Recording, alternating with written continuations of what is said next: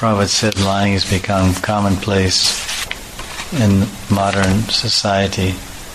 Even in the most common dealings, people are accustomed to speaking so many lies. According to Shastra, lying is para adharma, asatyam.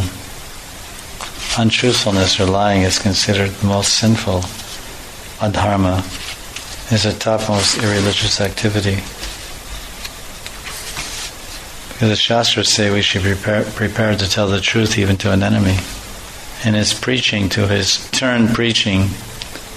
guru, Bali Maharaj is explaining about the great saintly people of the past who gave everything, sacrificed everything to benefit the people, Shibi and Dadichi. Prabhupada cites in the purport, Chanaka Pandit says that since our money and possessions do not last, but will somehow or other be taken away, as long as they're in our possession, it's better to use them for charity to a noble cause. So because of this, Bali Maharaj decided to defy the order of his so-called spiritual master. In other words, give charity now. Why wait? Because tomorrow may be too late. Charity should always be performed. Prabhupada said, a Brahman, dadati pratigrinati, giving gifts, receiving gifts.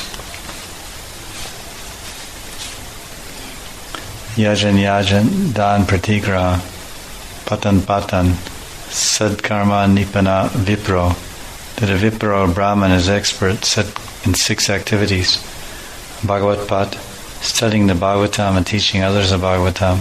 Patan, yajan, performing yagya, puja, didi puja, archanam, homa, dasavita samskaras and yagyas, and in teaching others how to do the same.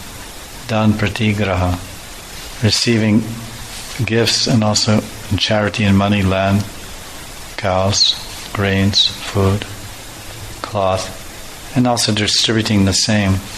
Srila Prabhupada said that a Brahman may receive $1 million in charity in the morning, and by the evening he distributes it all.